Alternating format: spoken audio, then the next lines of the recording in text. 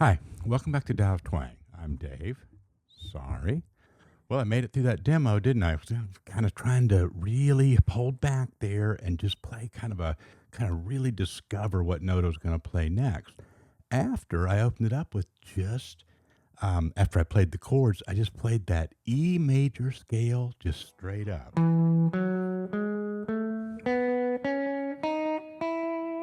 Right? And that's what we're talking about today. Now, we did a video on this tune a couple of days ago. A lot of people liked it. That doesn't surprise me. I like it a lot. This Going Down the Road Feeling Bad is a great old traditional tune. And, it's also just a really good one to discuss this use of the major scale with. So, a lot of you requested some more action on that backing track. So hopefully this will be, good for everybody. It's kind of a specific topic with the major stuff, but we'll get some lick ideas and stuff in here too for you. So we're not going to focus too much on the rhythm today. I kind of demoed it out there for you right there at the beginning of the video. There will be several minutes of that backing track at the end of this lesson for you to practice these major scale and major pentatonic skills with. And we just want to mention real quick, we've talked about using, the vocal line from tunes to kind of be the theme of how we get started with our improvisation. That's great. If you're familiar with this or you want to listen to a couple of recordings on it, just Google it, and every jam band and bluegrass band in the world does it.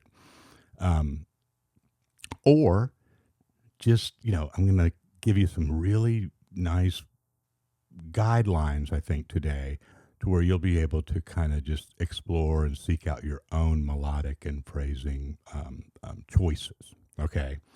So we're going to start just by warming up with this E major scale. If you're already familiar with major scales, do you have different shapes and forms that you use? Great. If you saw the title of this and you're like, a major scale, I'm just learning that. This will also serve you well. So we're going to go slow. I'm going to play it right here.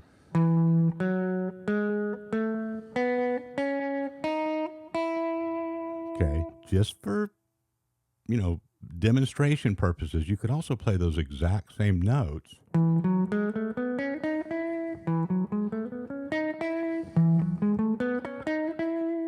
A bunch of different places, and then other octaves of that same note sequence, right? E major, the do, re, mi in E. So, I did most of this stuff in this area and up here. So those are the two positions that I'm going to focus on here today. But let this be, let this demonstration and the positions I'm using also stand to remind you that you can move around to any part of the guitar using these same concepts. But take it easy at first, right? Let's get warmed up with that E major. Now, you could jump in here anywhere because it'll fit across the progression. I'm kind of waiting for it to come around, I guess.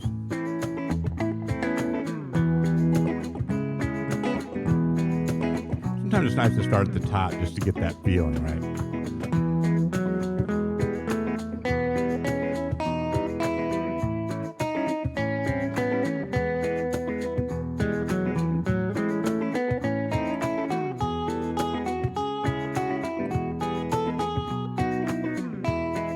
Now, I'm going up and down, but I already made a few small choices there, right?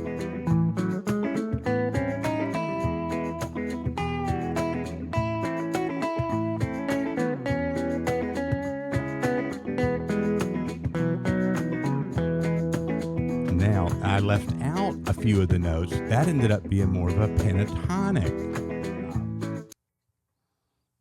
sequence of notes.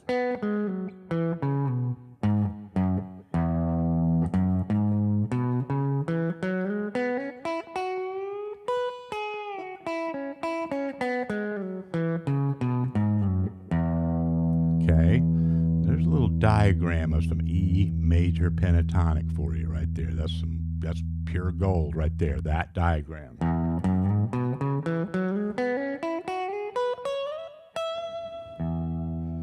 Okay, so there's something you can just kind of go off to the side, and if you're not used to that, start getting that under your fingers. And then, by the end of this routine, you can be mixing that, alternating that with the 7 tone, a full major scale, E major. Okay. The other things that I'm going to kind of try to get you on track with today are really just ideas or concepts about your composition. Okay. Because not that much to talk about with those 2 note sequences, right? I mean, they are what they are. You can, look at diagrams. You can just sound it out. You can do, re, mi it in different parts of the guitar, and all that's really good for your learning.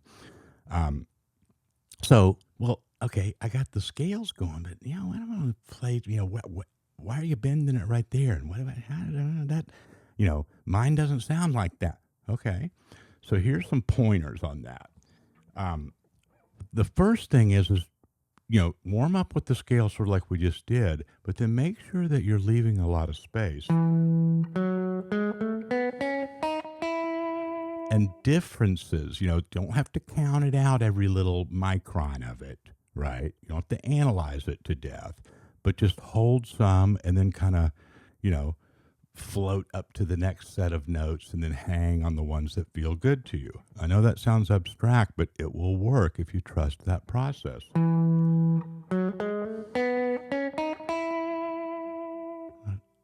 That sounds like a lick. It's clearly going up the scale, but not as clearly as if you went right. Then it just sounds like a scale.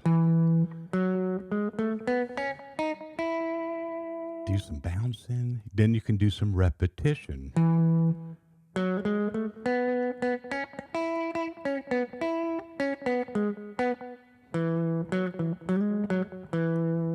Okay, there I went into a little bit of that pentatonic sound. So sometimes, you'll the more you get into this, you'll want to skip some notes, and your ear's looking for a different note, not just the next one that comes in that scale, right? That takes time, and to go slow when you do that. And here's just some examples of that process happening in real time.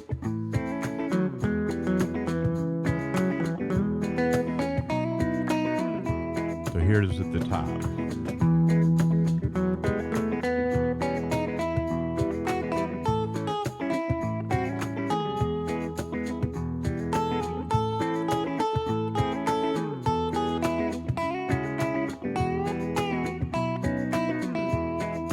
Don't be afraid to bounce on the same notes.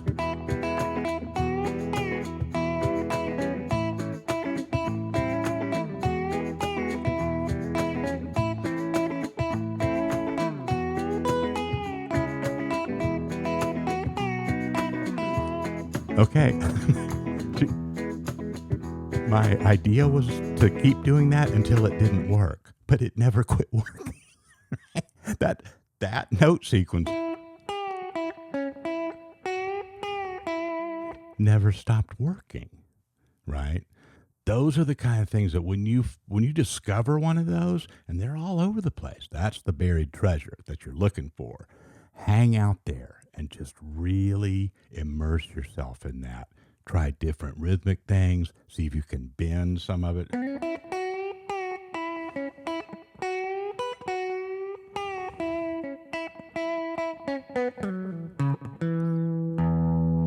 Okay, that's part of it.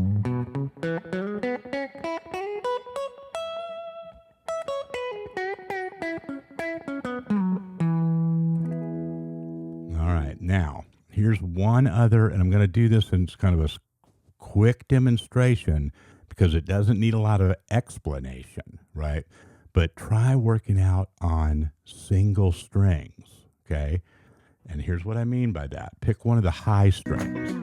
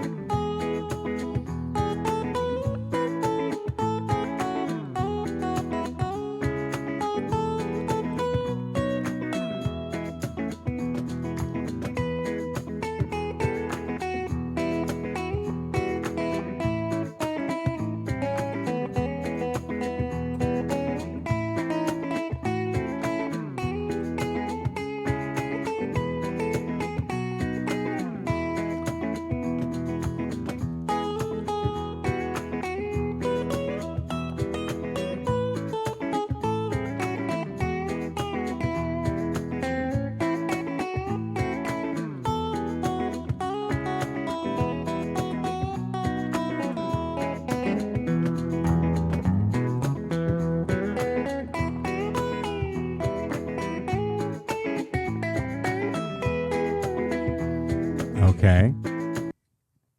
That stuff I did at the end, don't get hung up on it. Focus on that one string stuff if that was speaking to you.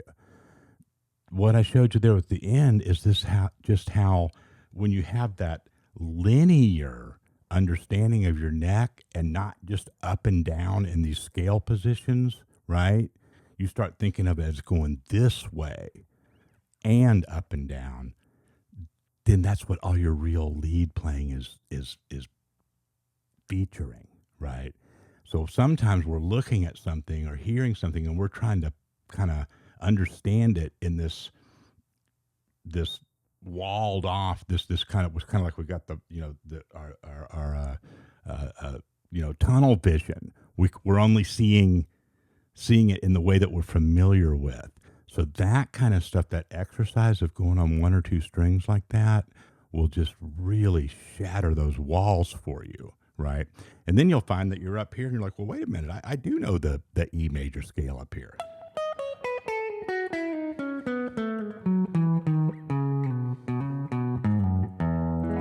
In fact, I know at a bunch of places, I just have always practiced it like here and then see. So I don't, like I said, I don't want to get, I get a little excited because that's a big deal right there, what I was just talking about. And sometimes it's like the kind of the game changer early on for a lot of lead playing, right? But you got to do the push-ups and sit-ups, man. It's not it's not a diagram that you can it's not one of those magic, here's everything on the guitar in one picture deals. It's not like that. You got to break it down into its component parts and really let yourself learn physically as well as intellectually. All right. I hope this goes well for you. Let me know how it goes. Post some videos of you all jamming over these progressions. It's great. I love that. Sometimes people send them to me privately. I guess they don't want to post them. That's okay too. But I would encourage you to go ahead and post that stuff, man. It'd be so much fun for other viewers of the channel, twangers, to see that and give you feedback and maybe put theirs up and start really jamming like that in a sense. A virtual jam, right? I appreciate you. I'll talk to you soon.